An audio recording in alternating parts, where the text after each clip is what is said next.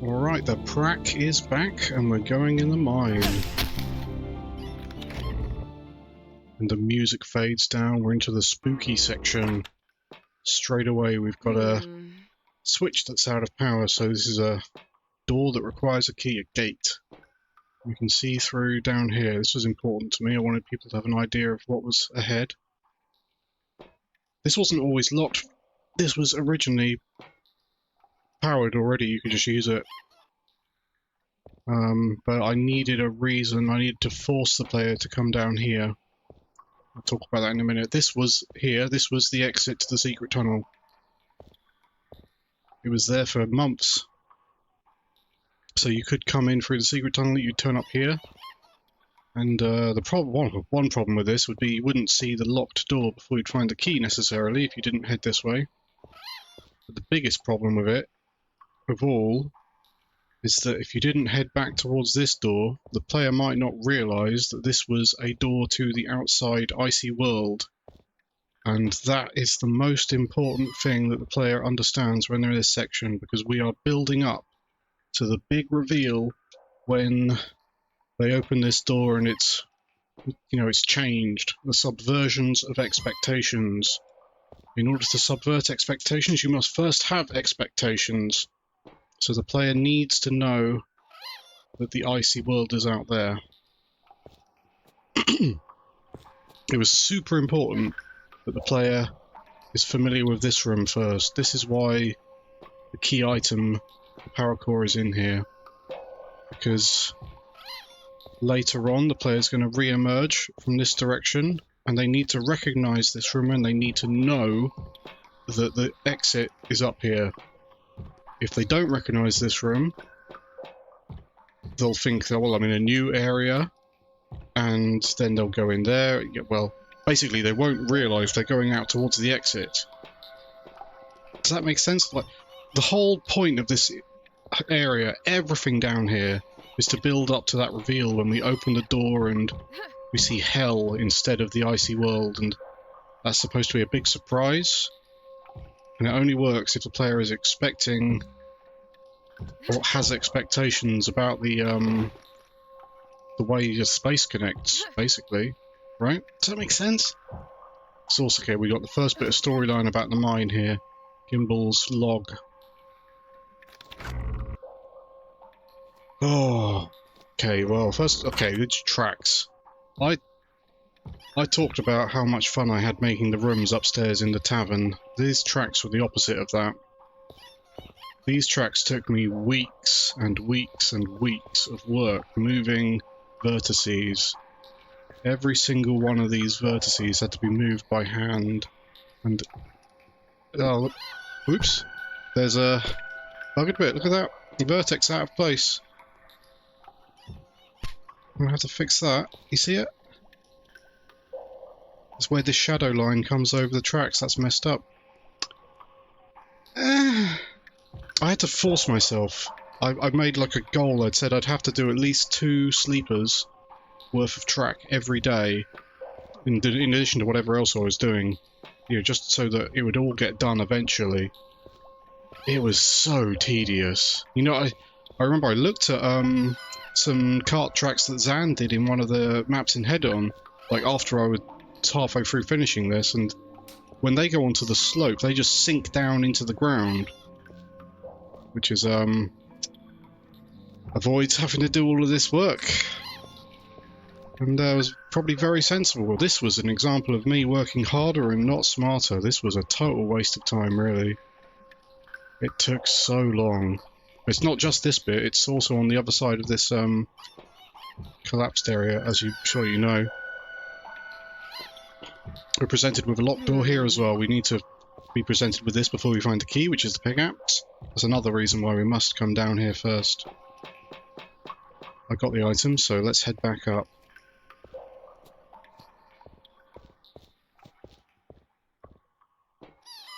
We power up the lift, we go down to the next bit of mine. Alright, now originally there was a hole in the wall here, or a breakable hole in the wall I should say. This was the entrance to the central pentagram room, right here. That's where it used to be.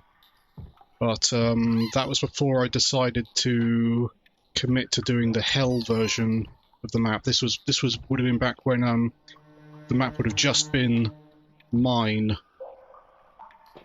You would have gone around once, got the pickaxe, come around again, found the room, then done it again with monsters. Would have been the idea, and it would have been bigger, obviously. Right, the curve of this passage is designed very carefully so that you would get the exit revealed as you're coming up slowly. I don't know why that was so important to me. But we come up to the exit door. It's the unholy seal.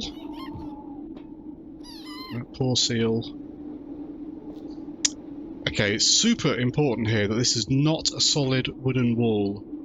This wall you can see through, so you can clearly see that this is an exit to the mine and ultimately would get you back on track towards, you're back on the road towards map 8. So this is our ultimate goal, and if this was a solid wooden wall you would not be able to see that. And equally important, the entrance to the mine that we came through is a solid wall. You cannot see through it. If that one you could see through like this one, then the reveal when we have the hell reveal wouldn't work, because you'd just see straight through it. And you'd see immediately that it's not the icy world. Anyway, okay, let's go onwards, shall we? So we're going into the extra dangerous vein here. Again, we're breaking another taboo by going through here. I mean, we've already broken the main taboo, but going an extra step. I found decorating these corridors really tedious. There were so many miney, cavey corridors to decorate. Anyway, we got our first note from Bamber. Actually, it's the second note from Bamber, but the first important one. And we get the first bit of story about Bamber and Sprot and what happened to them. I've got to admit, this is a confession. Originally, the plan was that you'd find Bamber and she'd be dead and you'd continue, and then eventually you'd find Sprot and she'd be dead too. That's how it was going to be. In my defense, the whole of the first campaign of Hedon, everyone you find is dead basically. That's just how it is, right? I didn't have the idea of Sprot being alive for much later. So this has collapsed. And this is a point of no return, and it's obvious to the player that it's a point of no return, but it's super, super important. If a player managed to get back up here after closing the book, then coming back round, they'd completely break the map. They wouldn't go through the portals properly, and they wouldn't end up in hell. Everything would go wrong. So that is super important point of no return in terms of map topology. Here we go. We see the key item first, so we got some idea of a goal in mind. We need to get to an upper level. I've given the player 2 routes to choose from here. It's supposed to be a horror section, and if they only have one route to go along, then you kind of get a feeling of being safe if you only have one route, because you can't make a mistake. This makes the player at least feel like they could go the wrong way. It just makes them feel a little bit more uneasy. In truth, they meet up again just around here. But we have a genuinely dangerous hole you've got to be careful about. We see the raised area. We think, well, that must help us get to the key item that we need. Alright, now we get a super important note from Bamber about hearing Sprot through the wall.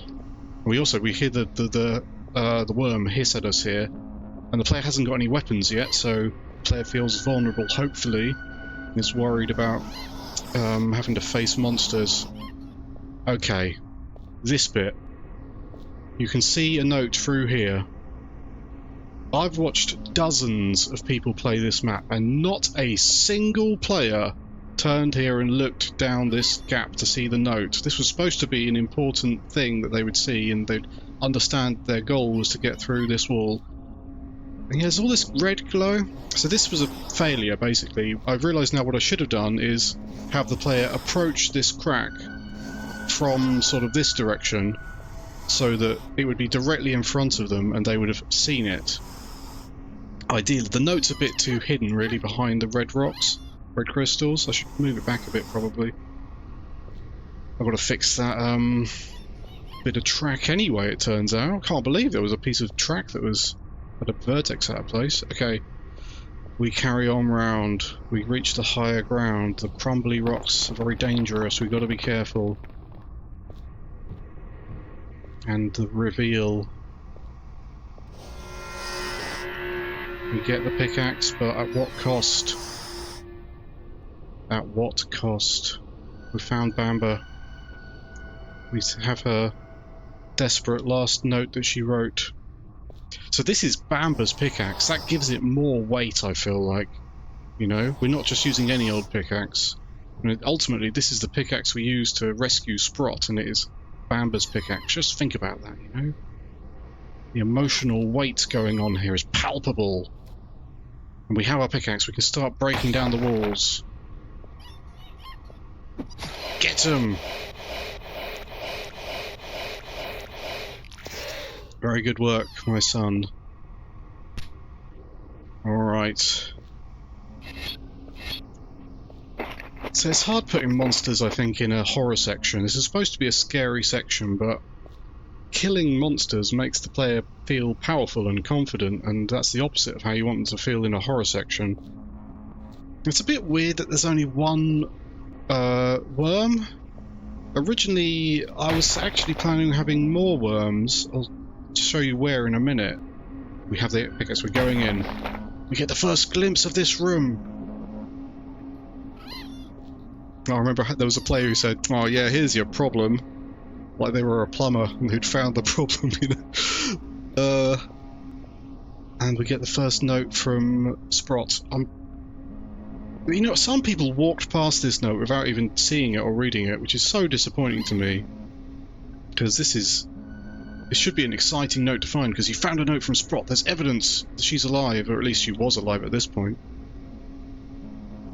You know, I was hoping people would be excited about that, but some people just missed it completely. Okay, this room, I'm looking forward to getting in there. And here, now do you see why it's so important that the player is familiar with this room before? If they come through here and they've never been in this room before, they're just going to think like, well, okay, I'm in another new area, and they wouldn't know that that was the exit up there.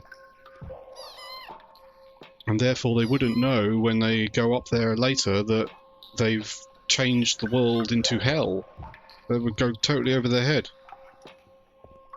So this room was going to have worms in it. They were going to break out of the walls. They'd be on the high ground up there, shooting down at you, sort of from up here. Maybe one would come out of here or something, and it was going to be like a combat room at that point. But there's a few problems with that. One, like I said, this was meant to be a horror section, and it would make you feel powerful. But two, I think it would become extremely apparent all of a sudden that for some reason I haven't given the player any weapons, not even an axe. Like, we've been to a very well-stocked tavern, and we didn't pick up a single hefty axe. And now, at the time, there was a really good reason why I didn't give them out the hefty axe, and I'll explain that when I get to the hell area later. So I was avoiding giving out the axe very deliberately, and I felt that it would create a kind of a weird disconnect when the player's suddenly fighting like 3 or 4 worms with their bare hands, and they're suddenly going to think, why don't I have an axe? Anyway, let's continue. We finally break through the wall. Man, I love how this room looks. And I really feel that strongly, because for the longest time I hated how it looked. I really struggled to become happy with this. And the real difference maker was changing the ground texture to be salt. This salt texture, this white texture creates such a striking contrast with the crimson that all of a sudden it just looked great when I made that change. We see it all pooling in this chaotic pattern, these extra bits. I didn't want it to look neat. You know, there's a real sort of entropy going on here. And this looks like a combat arena as well. Like, if ever a player of these kinds of games would see a combat arena, it would be this, right? So you're concerned, I would say, at this point, because you haven't got any weapons. You find this note from Sprot. Yeah, so this was the point. I was probably originally going to have Sprot's dead body in here. You'd have found her in here. But I had the idea that, oh, maybe she made it further. Maybe she got, you know, to hell. Once I decided to go ahead with the hell idea, which I just decided on a whim, basically. I thought, you know what, one day I just felt like making like a small little version of the outdoor area as a hell-ified version, just to see, you know, how I felt about it, and instantly I just felt like, oh, this is the way to go. This is going to be so good. So I came up with, so I thought, well, maybe Sprot could have made it to hell. But how, you know, because we've established in the main game of Hedon that only demon bloods can touch these books. And I had the idea that, oh, maybe Sprot had just been able to read off the open page.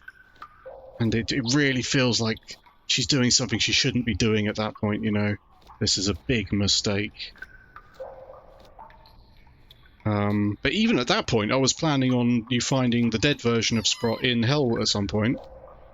Anyway, there's been quite a few minutes already, so I'm going to close the book and see you in the next episode.